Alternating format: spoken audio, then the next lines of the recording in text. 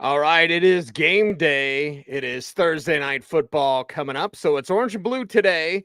Cecil Lammey checking in, talking about the Denver Broncos and how do you beat the New Orleans Saints. I've got some videos to go over with you as well from the Broncos locker room.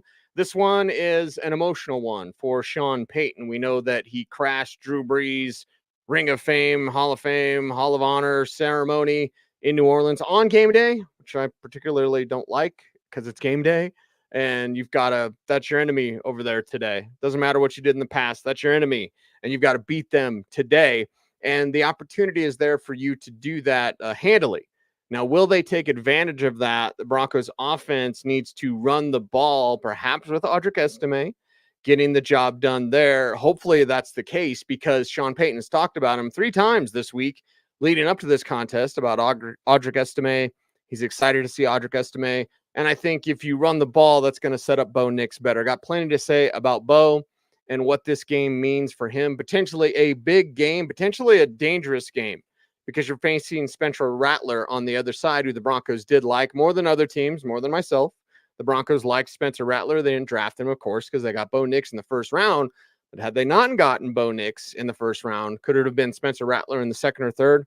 Yeah, maybe. That was an opportunity, a possibility for this team. So you want to make sure that you are set if you're Denver. You want to make sure if you are, setting yourself up the right way for success. This is a team in the New Orleans Saints that had 16 missed tackles last week against the Buccaneers, who just kept running the ball over 300 yards rushing. And that allowed them to win in the fourth quarter with a 20-point fourth quarter and pull away from the Saints, who were leading at halftime over Tampa. Tampa's got their own defensive concerns, but offensively, they certainly have weapons that the Broncos do not have there as well. So Bo Nix getting supplemented by the ground game. It's something that they certainly could do. And it's something that I believe that they need to do, but will they do that? That's something that is worth just with Audric So Sean Estimé. Payton said he'd love to see more of you. Obviously, you'd love to see more of you as well. But what is it like to have the support of your coach as you come back here and make plays? Definitely means a lot. It definitely is boosting my confidence level, and it's an opportunity. I came here just wanting an opportunity, and by him saying that, I feel like I'll get an opportunity this week, and I just gotta revert back to my training, and I'm prepared for this, and I just gotta go out and do my job. We know it's a short week. What's kind of the sense in this locker room as you guys get ready to tackle New Orleans and hope to get back on track? Yeah, we just had to, our emphasis after the game on Sunday was we had to be able to flush that game quicker than usual.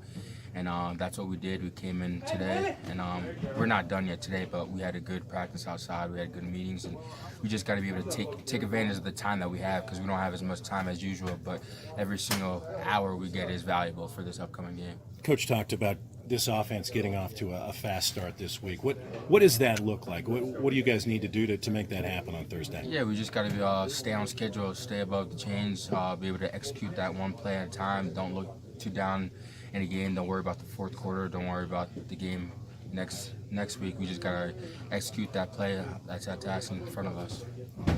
Can you take anything away from what the Buccaneers were able to do against the Saints? I believe it was over 300 yards rushing. Both Sean Tucker and Bucky Irving had big games. Are you looking at that saying we can do that too? I'm not sure we're looking at it like that, but we're looking at it to see how we can use that game last week to help us execute our game plan. And they did have a bunch of yards last week, but we're not really looking like that. We're expecting to get their best shot, and we just got to give them our best shot right back. Is there maybe a different tone from Sean Payton? We know this is a homecoming for him. Do you get a sense this game means maybe just a little bit more, the fact that he's going back to New Orleans? I don't get a sense, but I'd say deep down inside, knowing him, I feel like it's probably a little more energy for him. And we got a lot of guys from this team, honestly, that are from New Orleans, so that are making their homecoming. So I feel like this one probably does have a little more, but at the same time, we just got to take it as a regular game. No matter who we have a face opponent this week, we're just going to execute our job. The place gets really loud, and it can be tough for, offenses to operate under that. Is that a focus and a point of this week? Oh yeah, that's definitely a focus point. We have veterans that played there, like Michael Byrne, who keeps on telling us that it's gonna be loud, but it doesn't matter. We control our tempo. We're gonna control the stands, and if we're executing, hopefully we get to quiet the stadium. Has anybody in the locker room talking about, hey, we're going back? Tons of guys in here played there. Has it been a point of emphasis in terms of communication? No, I wouldn't say that towards communication. Everyone just knows, honestly, deep down inside, like who's our opponent, but at the same time, it's a faceless opponent. Thank you. All right. Thanks, Audric, there for talking about the New Orleans Saints, getting a ton of questions about the New Orleans Saints. But when I asked him about Sean Payton's belief in him, you heard him say opportunity 3 times. Likes the opportunity, looking forward to the opportunity, feels like he'll get an opportunity. Okay, so is that him talking and being excited as a rookie, excited for more chances to prove himself, or does Audric Estimé know something that we don't know yet? We're going to wait to see tonight. I would love to see that tonight in terms of, having that strong ground game. And if it's Javonte, it's Javonte. I am not against Javonte having 15 carries. If he's getting it done, then keep feeding him the rock. I'd like some more Jaleel McLaughlin. I feel against this Saints defense that can't tackle. You've got a guy that's very slippery, very explosive, and get him out there in space as a receiver, on a toss play, as a runner, something like that. Like, you can use all 3 of your backs. So maybe it's Estimé, not as the starter, but as the leading rusher at the end of the game. You certainly don't want Bo Nix as your leading rusher. That's happened 4 out of 6 games, I believe. You don't want that if you're the Broncos. So how do you ensure that doesn't happen? You get Estimé going. You get Javonte going. If it has to be a little bit more Jaleel, then that's fine too. He can make plays for you. But let your playmakers take over in that backfield and then soften them up. And let Bo Nix go over the top. Let him use the tight end if it's there. Don't know if that's going to happen. Let him use Devon Vele. Courtland Sutton versus Lattimore is going to be a very interesting kind of matchup to watch there. But I mentioned Adam Trautman. And Adam Trautman, a fantastic player to talk to each and every week, former New Orleans Saints. And, of course, he was asked about that when it was like, hey, you're going back to New Orleans. What do you think? And what do you think Sean is doing? Here's Adam Trautman from his locker on Tuesday. Good for you. Good. Obviously, it'll be a little different being on the other side of it and dealing with little things. Doing little things like having to deal with the noise and stuff, because usually, obviously, when I was there on offense, I didn't have to worry about it. So, no, I'm excited to go back. I'm excited to see some of the people, obviously, that I was close with. And, yeah, at the end of the day, though, obviously, we're there to win a game. Do you sense anything different from Sean? It's obviously a big homecoming for him as well. No, I mean, we're focused on winning this game. Obviously, it's the emotions and stuff will probably be there, but at the end of the day, all we care about is going in there and winning, and that's what we're focused on. Coach talked about getting off to a faster. What does that look like for this offense? Staying in third and manageable, and also converting first downs on first and second down. I mean, it sounds simple, obviously, but that's what we have to do. We have to stay on the field, and time of possession can't look like it did last game. When you guys go back and look at the offensive film, is it close things, details here and there that are kind of preventing you guys from getting in some of those more manageable situations? How do you kind of view after looking at it from Sunday? Yeah, I mean, I think it's a total effort from everybody, and it's true, and we've seen it from games where we have struggled offensively already, in that you have one guy do the wrong thing, or maybe miss a landmark in the run game, do this or that, and it kind of messes the whole play. So, yeah, it's really just all 11 being on the same page every single snap. Adam, do you see any advantages you guys can have that a number of you had played in New Orleans prior to coming here?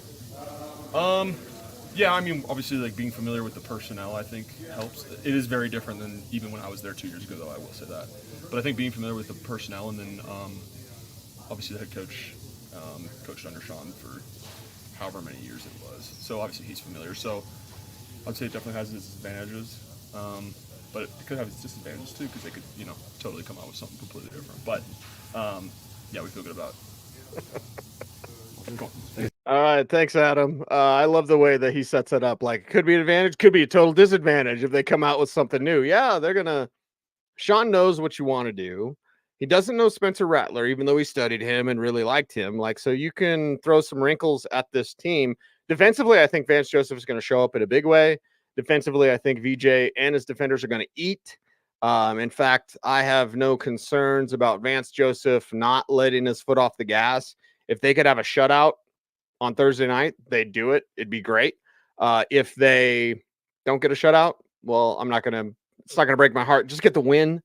Offensively, I wonder if Sean would maybe show some respect if they got up big on this team, 20-3 or something, and then call off the dogs a little bit. Or is this such a get right game for the offense that he continues to have the foot on the gas? That's something we can discuss and see, how it would go this week for the Denver Broncos. So I'm not yet sure what to expect other than a Broncos win. I want it to be a big win.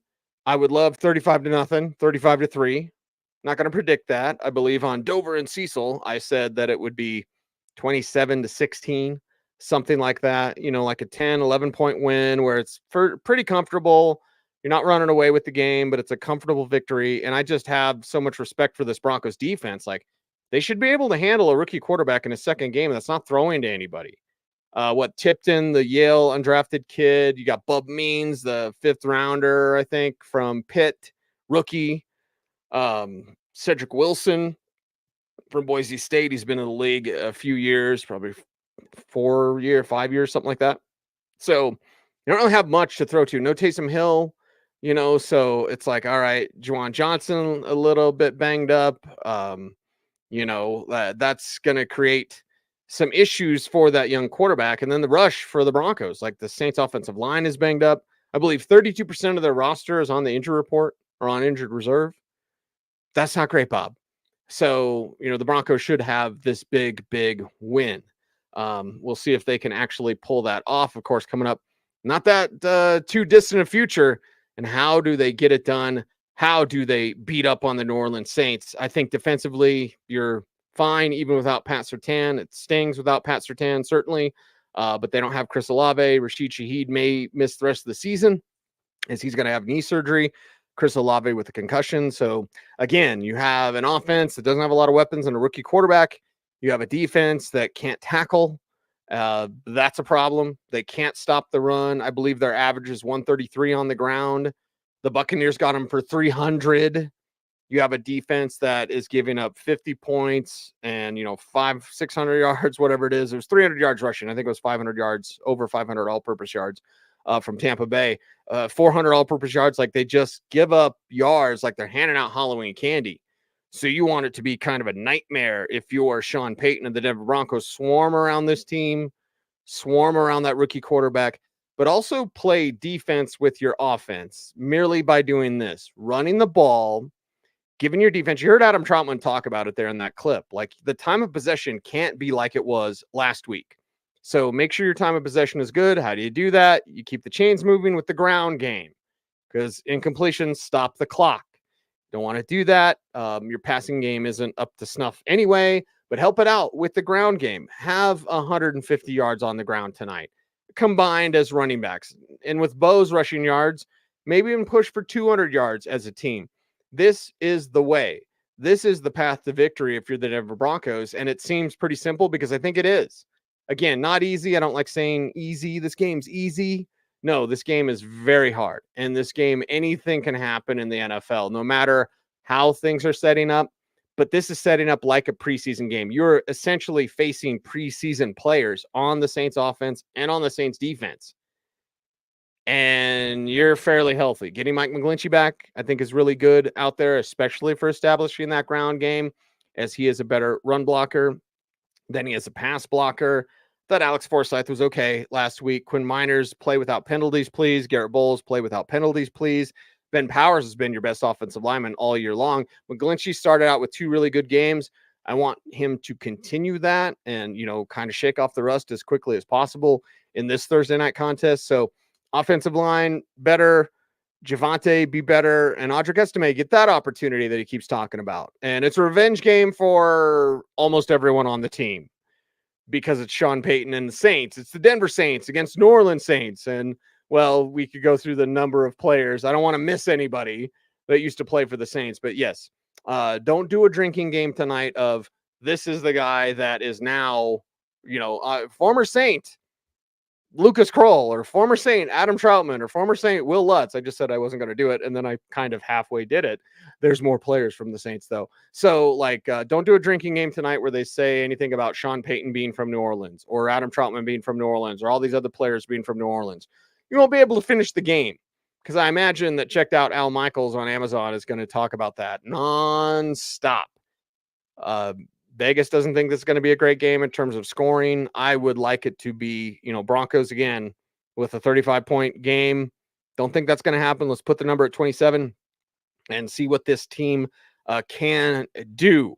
Of course, Orange and Blue today. Andrew Mace is on assignment. If I can clip in, Mace is trying to record something here before showtime. If I can clip that in before this show, I'll clip it in right here. So hopefully we've got a little bit of a Cafe Du Monde or wherever Mace is at in New Orleans. We'll clip it in here. If I can't, I'll just wrap up the show. But either way, certainly appreciate everyone for watching as Andrew Mason is on assignment, and send him your well wishes on social networking on Twitter at Mace Denver. I'm at Cecil Lammey saying OBT is a BFD. Thanks for watching, everyone. Let's go Broncos. Go get them. I'll be doing the Orange and Blue post-game show right after the game right here on YouTube. So make sure to like, comment, share, subscribe, hit the notification bell so that you never miss a vid. And we appreciate you very much. I'm Cecil Lammey saying stay tuned and stay frosty.